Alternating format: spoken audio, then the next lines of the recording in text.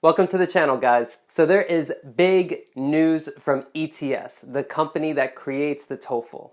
That starting August 1st, 2019, they are changing the TOEFL test. So in this video, I wanted to go over what those changes are, how it affects you, and where you can find some materials to practice this new test. My name is Josh McPherson. I am the head instructor of TST Prep, an online TOEFL school where our mission is simple: to help you get the TOEFL score you need as quickly and easily as possible. And today, we're going to talk about everything you need to know about the new TOEFL test in 15 minutes. I hope 15 minutes. I sometimes go a little long. Hopefully 15 minutes, but it might be a little more. All right, so stay tuned.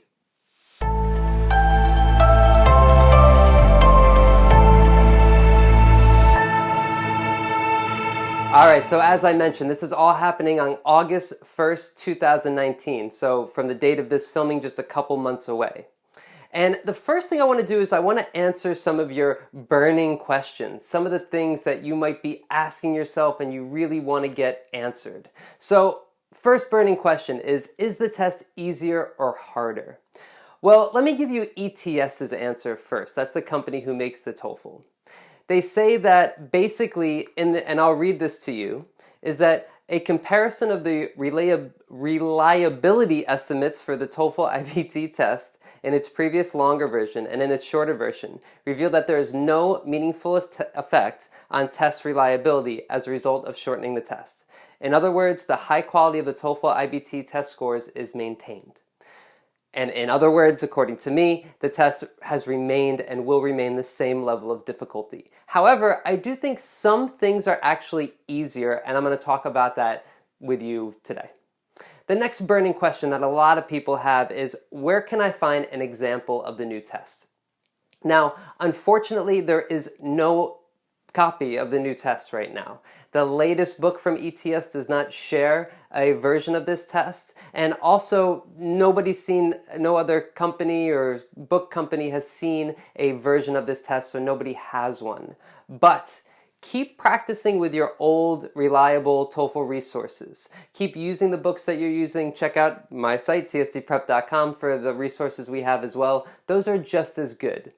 By the end of this, you'll find out that the test is changing, but a lot of the material is still the same.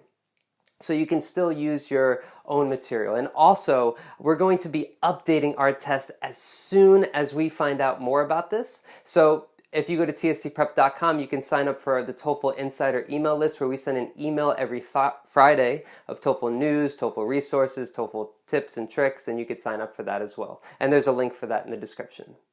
So it's about the same level. You can keep using the materials that you're using to study, but there's no new version of the test yet. The next question, should I wait to take the test? This is something that people are asking. And the simple answer is no, you shouldn't. Basically, take the test the same way that you were going to take the test in the first place, because the level, again, hasn't really changed that much. Again, I'll talk about some of the changes, but really, it's the same level, so there's no reason to wait. And the last one is, why should I believe you? Good to be a skeptic. In the description below, again, I will put links to all of these all of the resources that I'm using. Some of this information most of it comes from ETS, some of it comes from Michael Goodine from TOEFL Resources, some of it comes from different online journals like Inside Higher Ed and so on, so you can see that in the links below. And I'll also be talking about some of the content from ETS as well. So hopefully you'll believe me. Okay, so let's get started and talk about some of these changes, and let's start with the TOEFL reading section. And one thing I want to emphasize here is that you will not find this information in any book. Books take a little while to publish. All of this is new information. So come back to this video, re-watch it if you still need to refresh your memory about it. And again, we're going to be, at TST Prep, we're going to be updating our materials as soon as we know more about the new version. Okay, so the reading section. The reading section has gotten shorter. Before, there were 12 to 14 questions per passage. Usually it was about 14 questions. They tended to be longer. And now there are always 10 questions after each passage. And you have 54 minutes to complete each passage, which is, I think, about 18 minutes per passage instead of 20 minutes.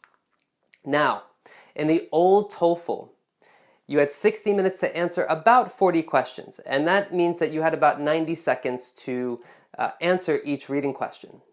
But in the new TOEFL, you have 54 minutes to answer 30 questions. That's 105 seconds for each question. So in other words, you have 7.5 extra minutes to answer questions in the TOEFL reading section. And I will also add that according to ETS, the passages and the question types are not changing. That it'll still be pretty much the same thing, it'll look the same, but there'll just be less questions and the time will be different. So, in this situation, this is good news for you, for the student. Basically, time management has always been a big issue for a lot of students in the reading. So now you actually have 7.5 minutes more time to answer the reading questions. So this is good news for you. And yeah, I think it's good news for everybody. So you have more time to answer the questions. And there's always 10 questions, so you don't have to wonder if it's 12 or 13. So I think that's good. Okay, but that's it for the reading. Pretty simple, straightforward. The next change is from the listening section.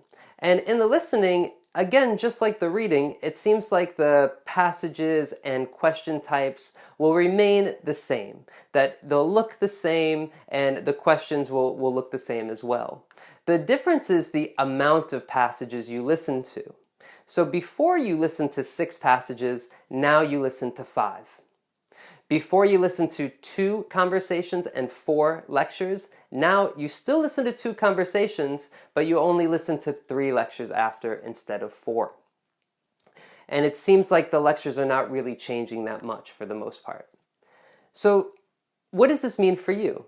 Before, you had to answer 34 questions, and 24 of those questions were academic, about lectures, right?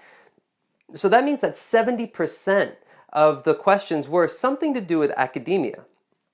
In the new version, you have 28 questions, 18 are academic, so that's 64%. So there's slightly less academic questions. And that's good news for you because a lot of students have trouble with lectures. They have trouble listening for 5 minutes. I have trouble listening to anybody for 5 minutes straight. So I imagine that you might have some difficulty as well. So this is actually pretty good news. Conversations are a little bit easier.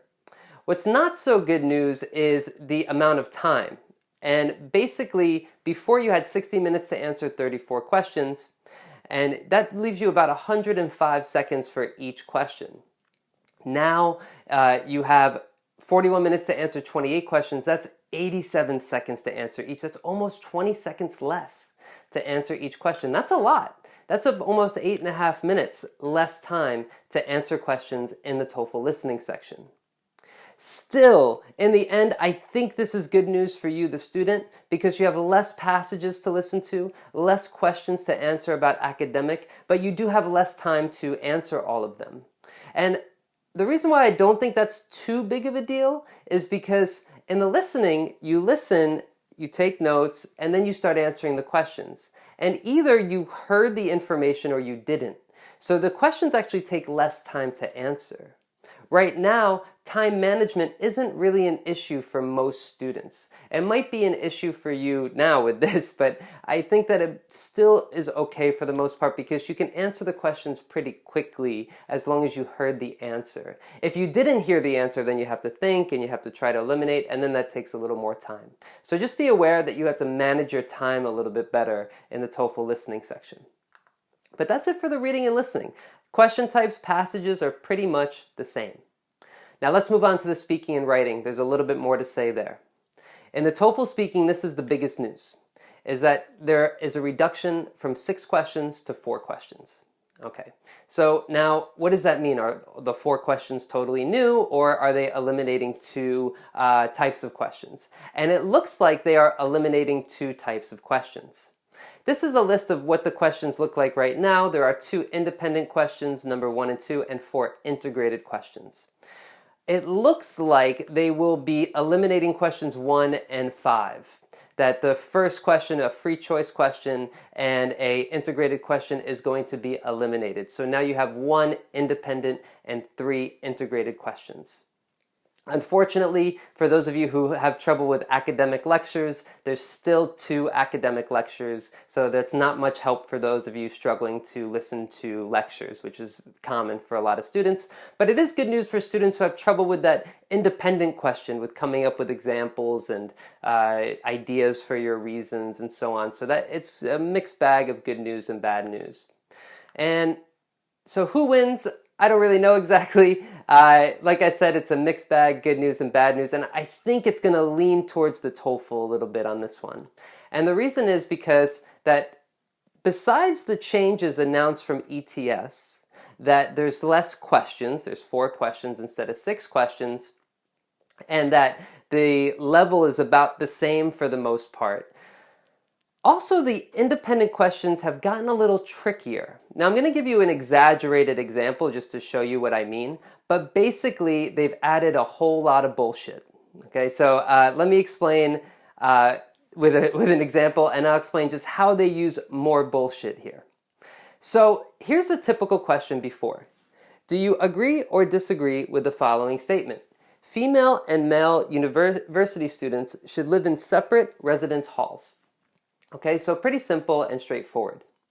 Now, they add like 2 sentences to make it a little bit more complicated. And let me give you an example.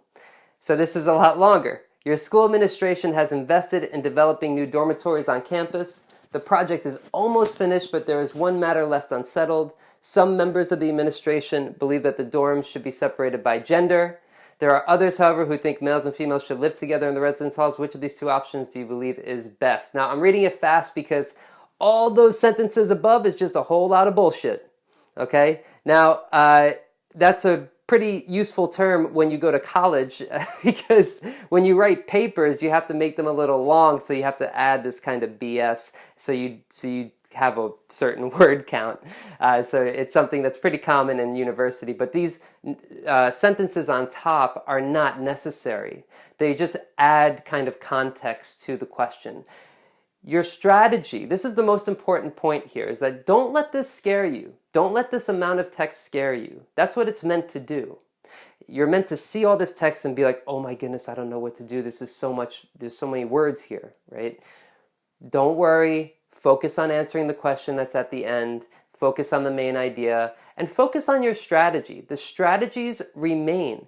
Nothing's changing in the way that you answer the questions, the way that you speak. Like, it doesn't change. You're still trying to show your abilities in English. That's what this test is measuring, your English abilities. So don't worry about changing like templates or anything like that. It's the same. It's the same question. So just take a breath. They give you a longer question, and just focus on the question and how to answer it, just like you've been studying, okay? So, and it's the same, let me just see where I am here. Yeah, so it's the same for writing as well.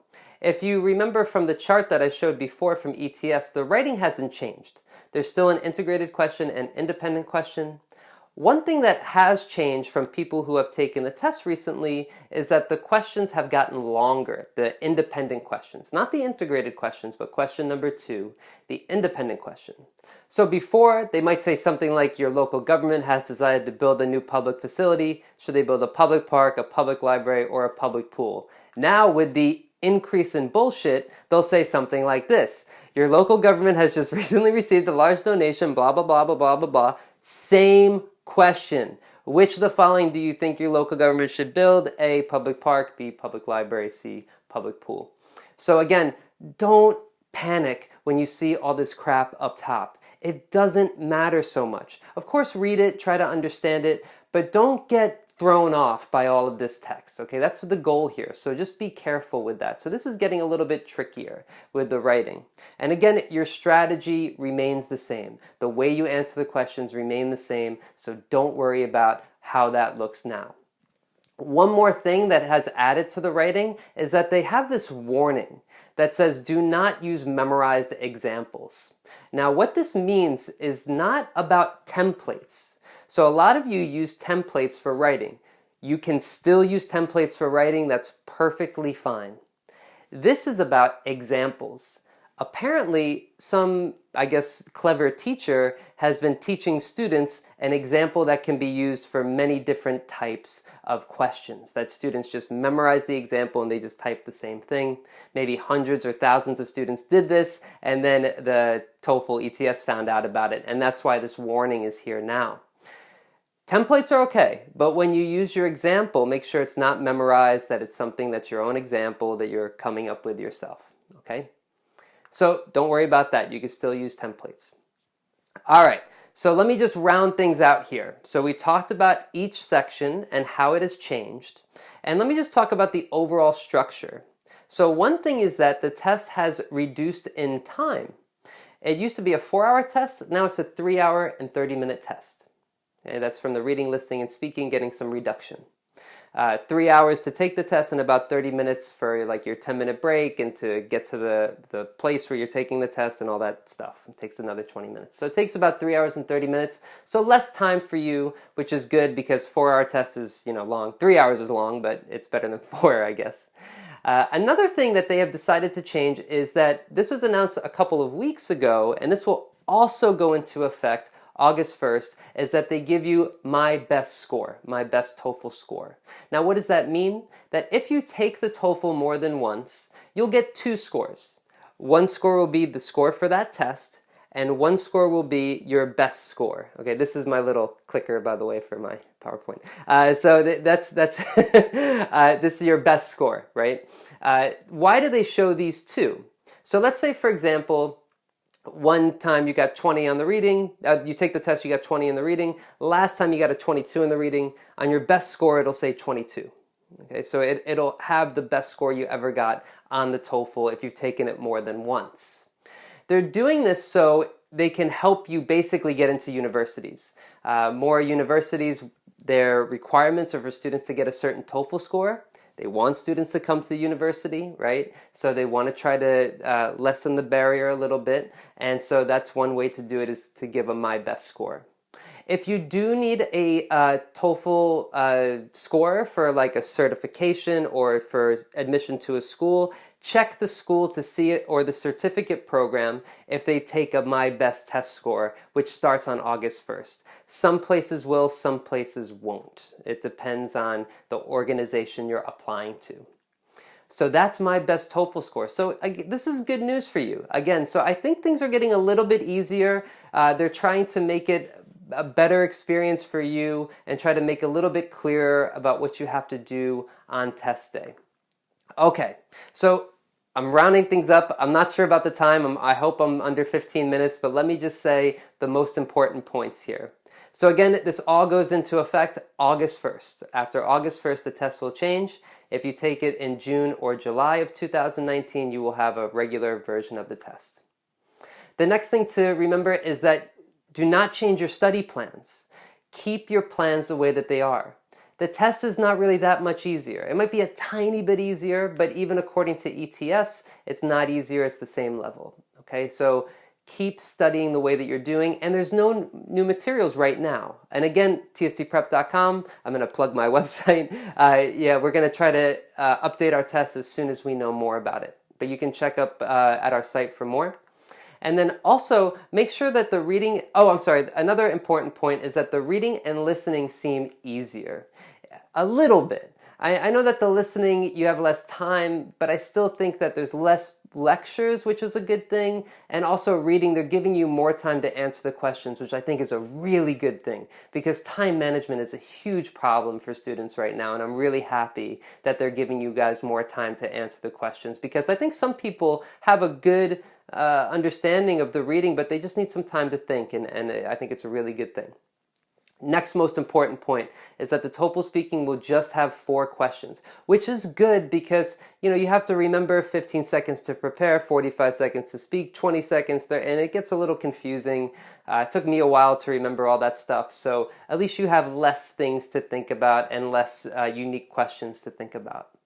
And finally, my last most important point is don't worry about the bullshit. The independent questions that they give you this extra fluff, this extra information, don't worry about that too much. Don't let it throw you off. The strategy remains the same, your templates remain the same, the way you answer the question remains the same. Just stay focused on the question and you'll do great. So that's it. Thank you guys for staying to the end. It's really a pleasure, and I hope you found this information helpful. And you can find out more at the website tstprep.com. And like I said, we're going to update our tests as soon as we know more. And also you can join our email list of the TOEFL Insiders. Every Friday we give tips and tricks and all that good stuff. Okay guys, thank you for watching and good luck. Let me know if you have any questions. All right, take care guys. Bye-bye.